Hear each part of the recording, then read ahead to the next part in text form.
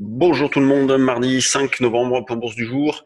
Les marchés continuent leur progression. Hier, on est monté d'un petit cran, gap à la hausse, hausse régulière jusqu'à midi 13 heures. Donc il a fallu attendre ce moment-là pour qu'on ait le premier retracement exploitable, je vais pas dire intéressant parce qu'il est quand même assez faible, mais exploitable pour acheter un petit peu, donc retracement d'une quinzaine de points avec 5830 jusqu'à 5815. Et 5815, c'est une zone que l'on a pu exploiter à plusieurs reprises donc à l'achat pour scalper principalement en raison de la faible volatilité de la séance d'hier. Ce matin, on repart dans le même esprit avec une zone d'achat au-dessus de 5815. Alors moi, j'étais placé à 16,5 ce matin, on a fait 18. Dans notre salle des marchés, on disait aussi qu'on pouvait commencer à payer 21. Vous voyez, 21 dans l'idée de viser 36, voire pourquoi pas 38, mais déjà d'assurer à 36, c'est déjà pas mal.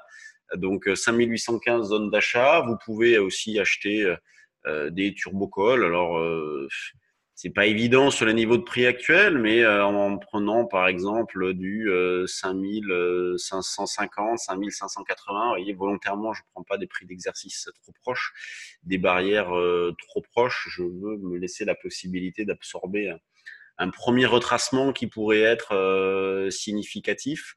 Je ne parle pas d'un retracement intraday de 20 ou 30 points, hein, bien évidemment, mais un retracement un petit peu plus important qui ne remettrait pas du tout en cause la tendance de fond qui, elle, reste bien évidemment haussière. Donc 5550, 5580, pourquoi pas. Vous voyez, c'est un peu, je vais pas dire au pif, mais c'est l'idée de prendre un strike, bon, pas trop éloigné non plus, parce que ça sert à rien. Je ne veux pas prendre 500 points plus bas, mais de ne pas le prendre trop proche pour se laisser la possibilité de le gérer dynamiquement si jamais le marché baisse d'un petit cran. On va considérer que tant qu'on est au-dessus allez, de 5765, 70, il y a pas de problème, hein, des probabilités de rebondir qui restent importantes. Bon, c'est sûr que déjà, si on commençait à casser 90-800, on serait un petit peu plus méfiant, on attendrait des signaux techniques. Mais jusqu'à cette zone-là, pas de problème. Moi, je suis placé en anticipation sur 815, sur 795, notamment sur des positions donc de put synthétique. Le DAX, ce matin, eh bien, on avait proposé un niveau proche 13,5 à l'achat, on a fait 14, et puis on a eu un petit rebond déjà. Bon, on peut considérer une zone d'achat agressive 13 110, vous voyez l'équivalent du 5815 sur le CAC, c'est 13 110 sur le DAX, qui, bon, bah, hier, lui aussi, a ouvert avec un gap à la hausse. Il a poursuivi sans rencontrer vraiment de résistance. Et il rattrape sa sous-performance de ces derniers jours, donc un début de séance, début de semaine sur les chapeaux de roue. Donc 13 110 achat proche, sinon en dessous c'est 13 070, 13 080. Ce petit pullback sur les niveaux d'hier 10h30. L'eurodoll, lui, est revenu donc en arrière hier, après avoir buté une nouvelle fois dans la zone de résistance à 11,70 à 11,80. Donc c'était la zone que l'on indiquait comme zone de vente par anticipation.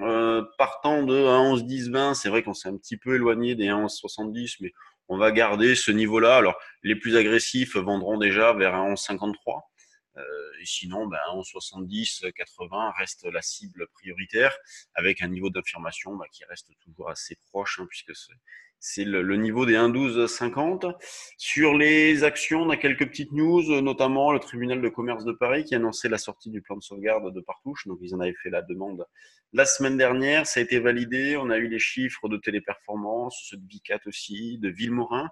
Alors, sur notre compte Twitter, sur mon profil LinkedIn, j'ai fait un petit point là parce que sur BFM, il y avait, bon, j'étais étonné d'un tableau qu'ils ont affiché. Vous voyez, je vous ai mis donc les capis, les flottants et les pondérations au sein du CAC. Donc, vous voyez que Total est la plus grosse pondération au sein du CAC, elle pèse 9,6%. Mais ce n'est pas la plus grosse capitalisation, puisque la plus grosse capitalisation, c'est LVMH. Et pourquoi LVMH n'est pas la plus grosse pondération? Bien parce que le flottant, donc les titres disponibles à la négociation, sont d'environ 53%. Et le reste étant détenu par le groupe Arnaud, donc qui détient environ 47% d'LVMH. Donc c'est pour ça qu'LVMH n'est pas la plus grosse pondération, c'est bien la plus grosse capitalisation.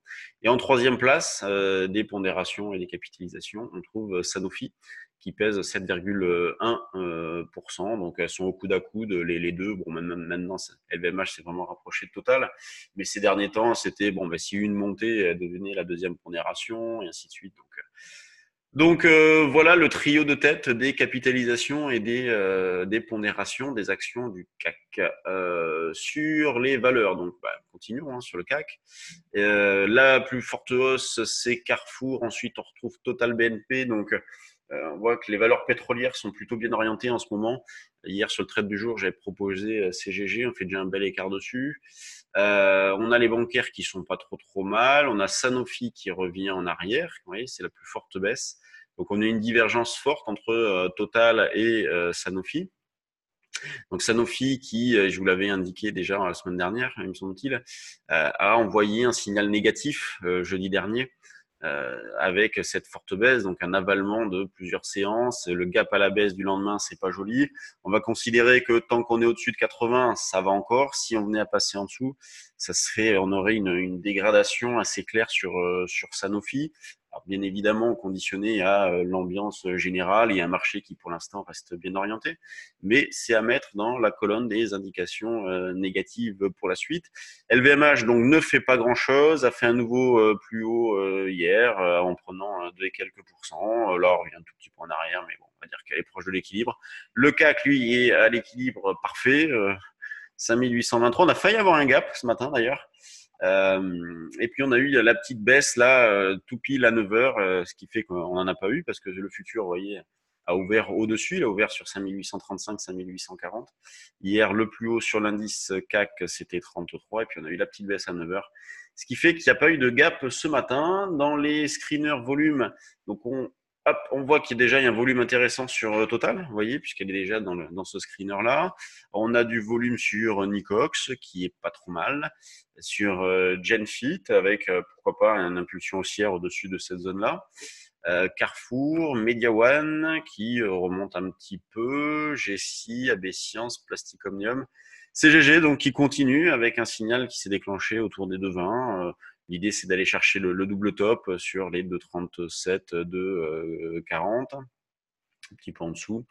Donc un petit peu de spéculation, c'est pas non plus la folie. Il n'y a pas une activité débordante non plus, mais quelques petits dossiers qui bougent et on voit des valeurs du CAC sur lesquelles il y a du volume. Vous voyez Carrefour, Total, donc c'est à remarquer quand même. Donc toujours des arbitrages en faveur de grosses pondérations au détriment des capitalisations un petit peu plus petites. Bon, sur ce, je vous laisse. Demain, eh bien, pas de. Enfin, je verrai, j'essaierai aussi de faire un point bourse. On organise donc un stage Forex. Si vous avez de l'intérêt, on fait également en ligne. Si vous voulez venir au bureau à Paris, c'est possible. Inscription possible jusqu'à ce soir 18h. Donc, notre stratégie de trading sur les devises et notamment sur l'eurodoll, les signaux que l'on utilise au quotidien, notre philosophie de travail, du trading en temps réel. Donc, c'est le programme de la journée de demain. Non, c'est jeudi le stage, on est mardi, je suis un peu perdu. C'est jeudi le stage. Donc, si vous souhaitez, vous pouvez y participer. Allez, salut tout le monde!